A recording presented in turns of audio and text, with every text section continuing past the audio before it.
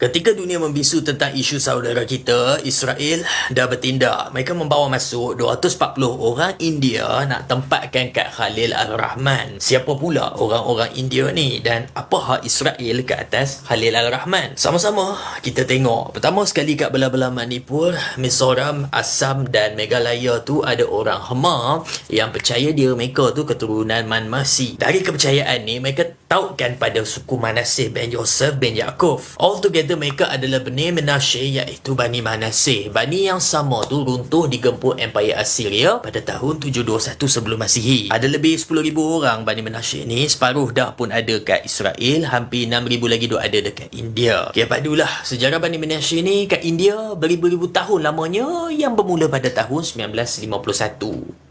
The math isn't mathing, but yeah. Kisah mereka bermula pada tahun berkenaan 1951 apabila seorang ketua bernama Chalian Tanga, also known as Chala. Chala ni pernah bermimpi yang bangsanya tu keturunan 10 suku yang hilang, dan itulah detik pertama di sebalik gerakan mereka. Dan setelah bertahun dalam perancangan, Israel akhirnya mengambil keputusan untuk membawa masuk 6,000 orang Bani Menashe ni. Langkah pertama dah pun dibuat sekitar 25 April hari tu. Waktu tu 240 orang pertama dah pun masuk. Ikut plan 600 lagi on the way. Total 6,000 ni akan masuk secara berperingkat sampai tahun 2030. Yang separuh dah masuk Israel tu masuk sekitar 1990-an. Israel letakkan mereka kat Khalil Al-Rahman ataupun dalam peta korang boleh nampak Hebron. Mungkin ada yang hairan kenapa tak letak dekat Israel sahaja. Untuk orang yang belum faham konflik Palestin tu, ketepikan peta dunia, ketepikan habis peta dunia tu. Secara rasmi ini peta kat sana, Israel di antara Palestin. Tapi secara realiti ini kuasa sebenar Israel. Kau nampak kan Palestin tu bercompang-camping macam mana? Dalam pandangan saya, Palestin tu dah retak jadi bagaikan dua negara dah. Gaza tu ada pemerintahan bawah Hamim Alipsin, tebing barat tu pula ada Fatah.